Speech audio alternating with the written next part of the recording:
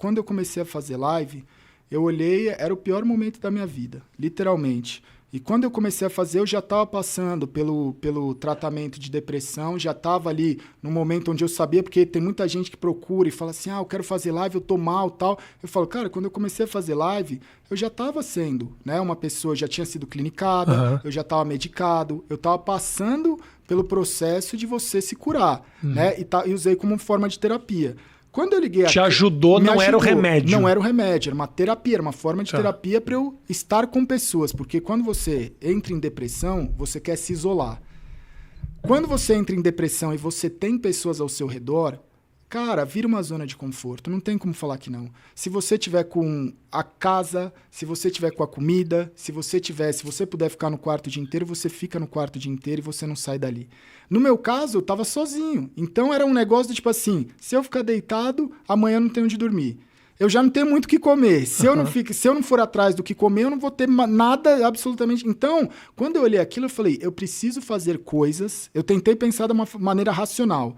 Eu falei, eu preciso fazer coisas que vai doer, mas se eu não fizer isso, acabou. Então, eu falei, eu preciso seguir a terapia, porque é isso que salva, não sou eu que salvo, não é você, é médico, é remédio, é terapia, é os profissionais de saúde que salvam. Eu preciso seguir tudo que eles me passarem, eu preciso fazer exercício, porque eu falei, cara, o exercício é uma forma de eu tirar a raiva dentro de mim, a depressão é raiva acumulada. Então, se eu correr 5 km por dia, eu vou tirar uma raiva de mim muito grande. Quando eu vi, eu estava correndo 10, 12 km todo dia.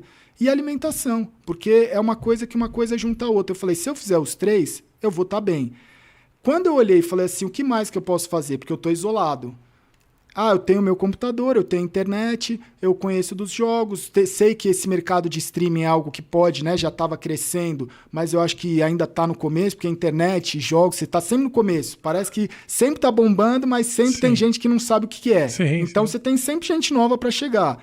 E aí eu olhei e falei, quer saber, velho, eu vou fazer a stream, mas eu não vou fazer só a stream para criar conteúdo, eu vou fazer stream para criar relação.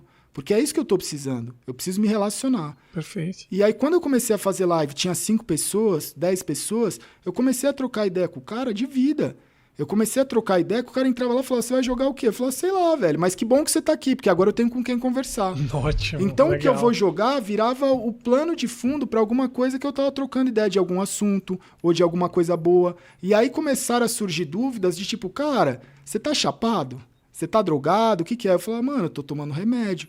Mas você tá tomando remédio por quê? Pô, porque aconteceu isso, isso e isso. E aí, quando as pessoas começaram a olhar e falar assim, cara, mas por que você tá falando isso? Um streamer não fala isso.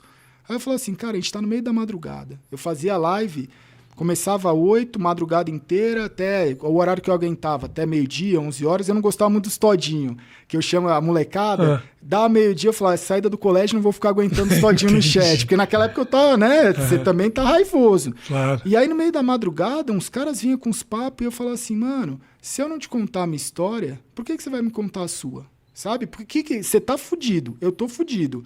Você quer vir aqui, quer me contar algo pesado. Eu também quero, tá ligado? Eu também tenho esse direito. Claro. E aí a gente começou a estabelecer uma relação onde eu falava assim, cara, quando você erra, né? Você muitas vezes erra por não é uma pessoa que a pessoa que erra não é uma pessoa do mal. Você tá aprendendo.